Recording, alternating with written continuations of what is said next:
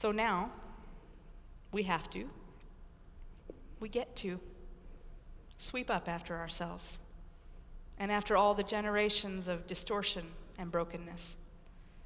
We get to put the picture back together so that the image of transformative love can once again be revealed. We get to go backwards in time to hear these messages of love from Jesus and to transmit them to the new generations in the ways they were intended. We get to learn within ourselves what it is that transformed our own lives and then fall in love with that all over again. We do it so that we can make a joyful accounting for the hope that is in us.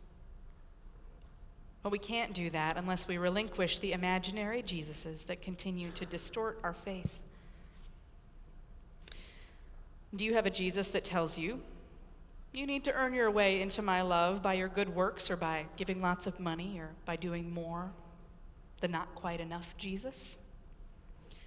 Do you have a Jesus that tells you that he agrees with your political views?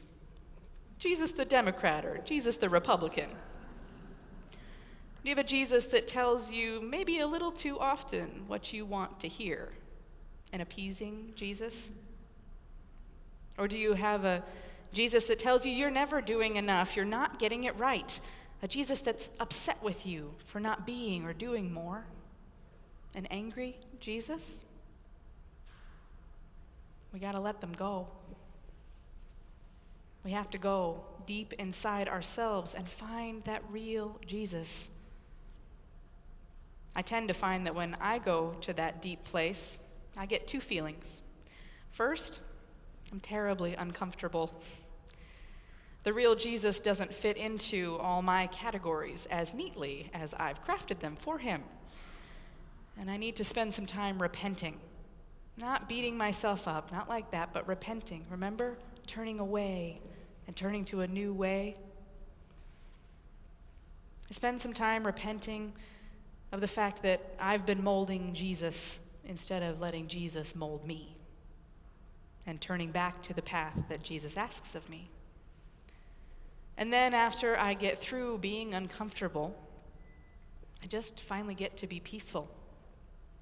Because that's when I just finally get to be with Jesus. It's restful. It's forgiven. It's just so much breathing room for just plain old imperfect me. And it's in that space of just being me, and I bet for you too, that I find my own answers, what I would offer as an accounting for the hope that is in me. If I need to defend my hope and answer what it is that compels me about this Christ character, I know that my response comes from that place of deep togetherness with the real Jesus. Not just the many Jesus figures who I've created for myself over the years. They all still have an impact, of course. It's the same as anything else that you're trying to improve in your life. You have to start over again every 5 minutes, let them go every 5 minutes. They're still with me, my imaginary Jesuses. And they remain with you too, I'm sure. But you can make an inroad to the real one by wanting to answer those questions that people offer you well, by wanting to make your defense of your hope well. Like I said at the beginning, I'm going to do an imaginary Jesus workshop at our fall retreat in September. So head over to the bookstore. It'll be easy to find the one that I'm talking about. I encourage you to pick it up.